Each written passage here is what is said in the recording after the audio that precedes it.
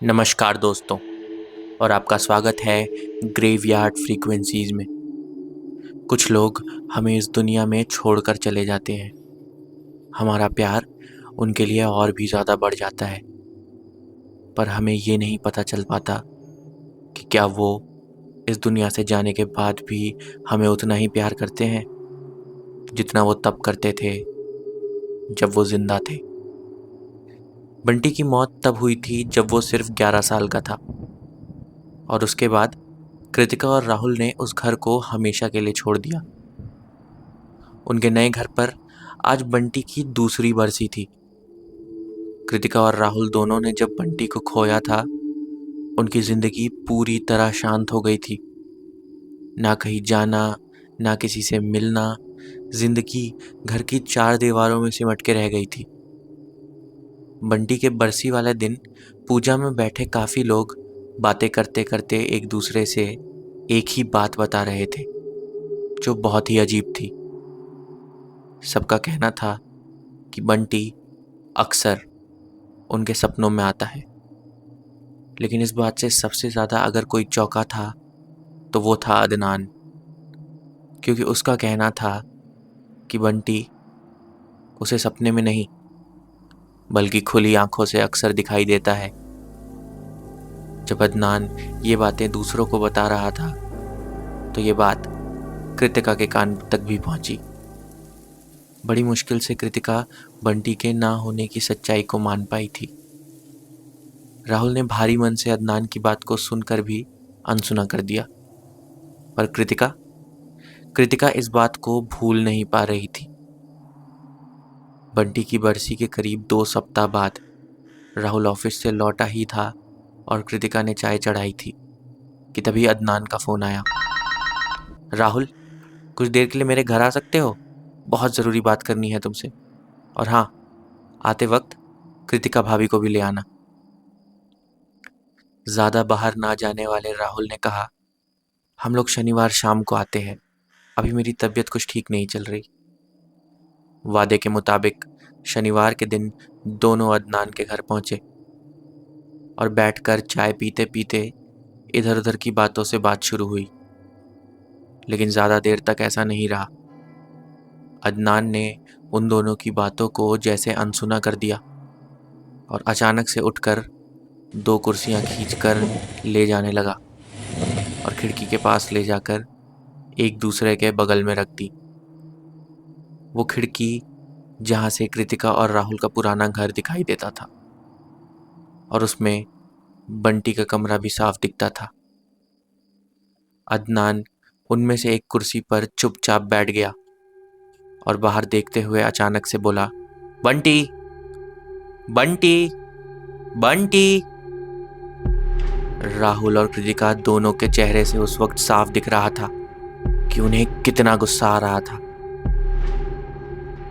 राहुल बोलता है, अदनान, तुम मेरे बहुत पुराने दोस्त हो, इसलिए छोड़ रहा हूं, वरना तुम्हारी इस तरह की बदतमीजी पर तुम्हें 2 थप्पड़ मारने चाहिए।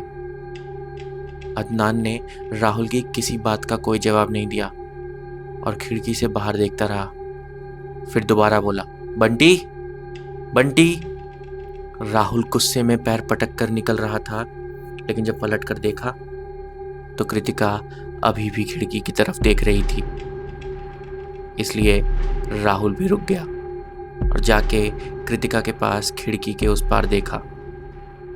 वहां बंटी खड़ा उन्हीं दोनों को देख रहा था।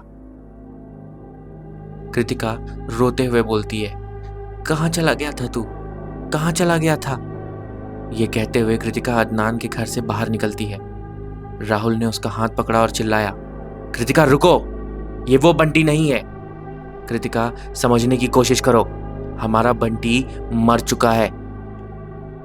राहुल ने उसे घसीट कर घर से बाहर लाया। कृतिका बार बार मुड़ के बंटी को देखने की कोशिश करती रही और बंटी बंटी चिल्लाती रही, लेकिन बंटी फिर नहीं दिखा। रात को घर आने के बाद कृतिका देर तक रोती रही। राहुल ने कभी प्यार से समझाया, कभी चिल्लाया, लेकिन कृतिका सिर्फ रोती रही। आखिरकार थक के उसे नींद आ गई। राहुल भी तब जाके कुछ देर सो पाया। सुबह जब आँख खुली तो देखा कृतिका बड़ी खुशी से किचन में गुनगुनाते हुए काम कर रही थी। अरे, तुम उठ गए? जल्दी करो, ब्रेकफास्ट रेडी है, टिफिन पैक कर दिया है, जाओ नहा लो। राहुल ने सोचा शायद कृतिका अब ठीक है। वो तैयार होकर ऑफिस चला गया। शाम को राहुल ने सोचा कि एक बार फ़ोन करके पूछ ले कि कृतिका ठीक है या नहीं। उसने फ़ोन किया, लेकिन कृतिका ने फ़ोन नहीं उठाया। दोबारा फ़ोन किया तो कृतिका ने हंसकर फ़ोन उठाया। हाँ हाँ, जल्दी बोलो, मैं बंटी के साथ खेल रही हूँ। जल्दी बोलो वरना वो खाना नहीं खाएगा, नखरे करेगा। राहुल को अपनी ज़िंदगी का सबसे बड़ा झटका लगा। उसने बिना कुछ बोले फ़ोन काट दिया और ऑफिस से सीधा पुराने घर की तरफ भागा। अगले 2 घंटों बाद राहुल अपने पुराने घर के दरवाजे पर था। दरवाज़ा आधा खुला था। उसने दरवाज़ा धक्का देकर पूरा खोला। घर के अंदर घुसते ही उसने देखा हॉल में पंखा धीरे धीरे आवाज़ करता हुआ घूम रहा था। कृतिका, कृतिका! राहुल उसे बुलाता हुआ थोड़ा और अंदर गया, लेकिन कृतिका कहीं नज़र नहीं आ रही थी। तभी उसकी दाईं तरफ से एक आवाज़ सुनाई दी। वो आवाज़ किचन के हिस्से से आ रही थी। राहुल धीरे धीरे किचन के सामने गया और आवाज़ों को गौर से सुनने लगा। वो आवाज़ किसी के बोलने की थी, लेकिन समझ नहीं आ रहा था कि वो किसकी थी और कहाँ से आ रही थी। उसे लगा शायद उसके कान बज रहे हैं। वो अपना दायां कान साफ कर ही रहा था कि उसके बाएं कान को अंधेरे में किसी ने पकड़ा और ज़ोर से खींचकर उसे ज़मीन पे फेंक दिया। ज़मीन पर गिरते ही उसके कानों में एक आवाज़ गूंजी। राहुल ने मुश्किल से खुद को संभाला और कपड़े साफ करता हुआ खड़ा ही हो रहा था कि अचानक पीछे से 2 हाथ उसके कपड़ों को साफ करने लगे।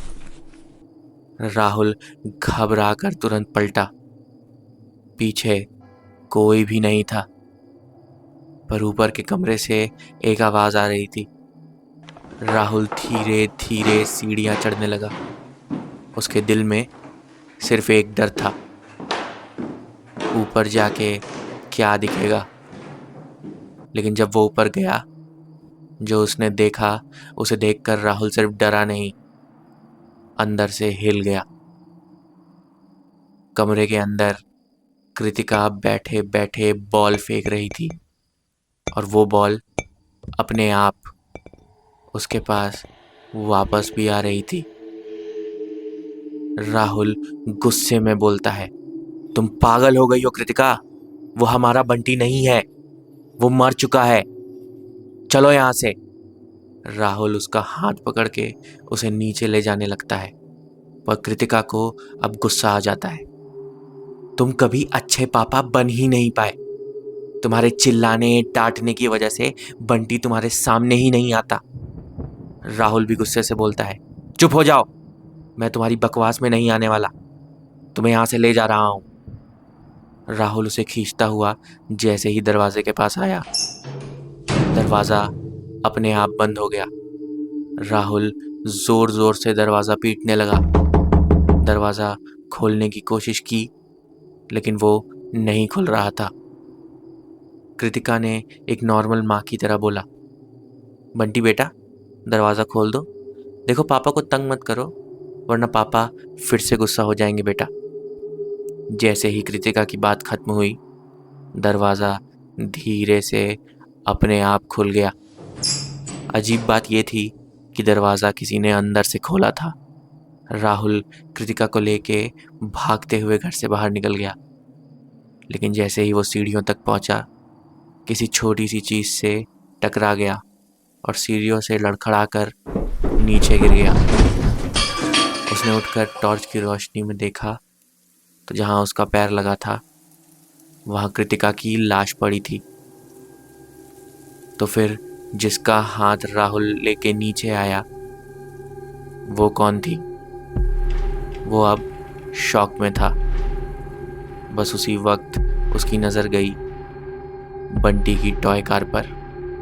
वो कार कभी कृतिका की लाश से दूर जाती, कभी वापस उस तक आती, जैसे कोई उस लाश के साथ खेल रहा हो।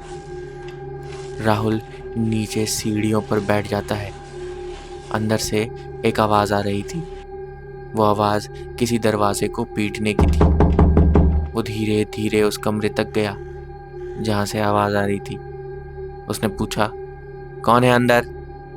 अंदर से कृतिका की आवाज़ आई, मैं हूँ राहुल, प्लीज़ दरवाज़ा खोलो, निकालो मुझे यहाँ से, मैं हूँ। राहुल तुरंत वापस सीढ़ियों की तरफ भागा और देखा कृतिका की लाश अब वहाँ नहीं थी। तो क्या कृतिका सच में कमरे के अंदर बंद थी? राहुल फिर उस कमरे के दरवाजे के पास गया। अंदर से अब भी कृतिका की आवाज़ आ रही थी, निकालो मुझे राहुल, मैं मान गई, ये हमारा बंटी नहीं है। वो हमारा बंटी हो ही नहीं सकता। हमारा बंटी मुझसे बहुत प्यार करता था। अगर ये हमारा बंटी होता तो मुझे जान से क्यों मारता? राहुल को अब समझ आ गया था कि अगर वो रुका तो वो मौत को दावत देगा। वो तुरंत भागा और मेन दरवाजे तक पहुंचा। लेकिन जैसे ही दरवाज़ा खोला, बाहर बंटी खड़ा था। राहुल ने तुरंत दरवाज़ा फिर से बंद कर दिया। वो एक कोने में जाके चुपचाप बैठ गया और सोचने लगा कि अब यहाँ से निकलेगा कैसे। तभी उसका फ़ोन बज गया। फ़ोन उठाया तो दूसरी तरफ से बंटी की आवाज़ आई, अक्कड़ बक्कड़ बम्बे बो, 80 90 पूरे 100। राहुल घबराते हुए बोला, बंटी बेटा मेरी बात समझ, तुम्हारी दुनिया अलग है, हमारी अलग। अब तो अब तो माँ भी तुम्हारे साथ है। तुम जहाँ हो वहाँ खुश रहो। सब लोग तुम्हारे पास नहीं आ सकते। ये सब कुछ रोक दो ये सब कुछ। राहुल ये कह ही रहा था कि किसी ने उसके सर को पीछे से पकड़ा और जोर से जमीन पर पटक दिया। उसके सिर को 3 4 बार जमीन पर मारा गया।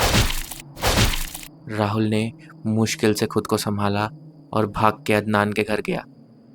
दरवाज़ा खुलते ही उसने सारी बात अदनान को बताई। अदनान तुरंत राहुल के साथ उसके घर चला गया।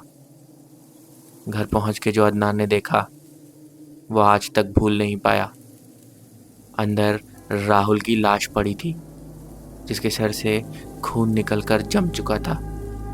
ऊपर सीढ़ी पर कृतिका की लाश थी और टॉय कार के साथ बंटी राहुल की लाश के साथ खेल रहा था। अदनान ने अपनी डायरी में आखिरी पन्ने पर एक बात लिखी, मैं अब अपने घर में नहीं रह सकता क्योंकि जहाँ मैं रहता हूँ वहाँ की खिड़की खोलने पर पहले सिर्फ बंटी दिखता था, लेकिन अब कृतिका भाभी और राहुल भी दिखते हैं हर देर शाम उसी खिड़की पर। जब लोग हमें छोड़कर चले जाते हैं तो उनकी याद तो आती ही है, पर हमें उन्हें इतना याद नहीं करना चाहिए कि वो हमें लेने ही आ जाए। क्या आपको आती है उनकी याद? अब मैं आपसे इजाज़त लेता हूँ।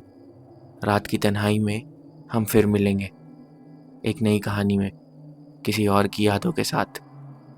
तब तक चैन से सोइए, अगर आप सो सके तो।